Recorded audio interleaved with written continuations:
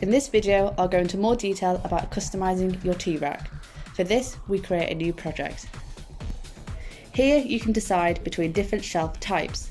There are 4 different types of shelves: the classic wall shelf, the room divider, which always needs a ceiling connection, the corner shelf, and the ceiling mounted shelf. For the corner shelf, there are even more design options: a corner wall shelf, a corner room divider, or a corner shelf standing freely in the room.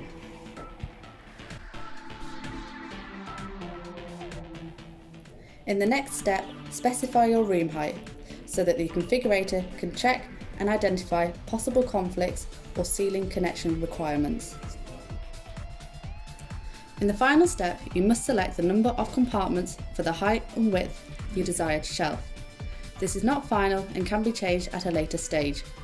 Now you can create your T-rack.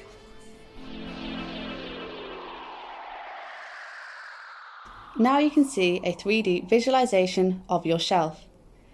The interface on the left-hand side displays additional functions. You can save, comment, or place your shelf in the shopping cart. However, this will require registration. If you want to see your shelf in a room, you can create a simple room here. I will explain more details in follow-up videos. The tab on the right is the main menu to change the dimensions of your T-rack or to customize the color of the rods, connectors and shelves.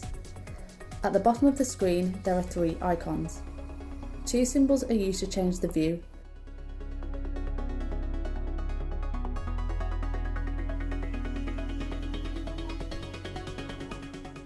The 3rd symbol activates and disables the dimension function.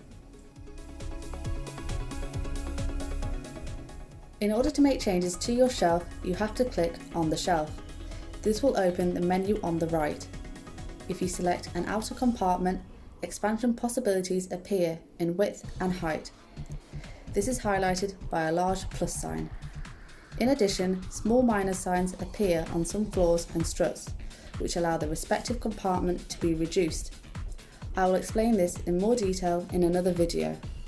Now that you have selected a compartment, you have the option to make colour changes. To do this, we go to the paint roller at the top right. Here you can change the colours of the entire shelf. It is not possible to change individual compartments. Once you've selected a colour, the preview window will give you a visualisation. Next to the preview window, you can see the whole shelf changing colour. In order to change the height and width of a compartment, you switch from the colour mode to the dimension mode.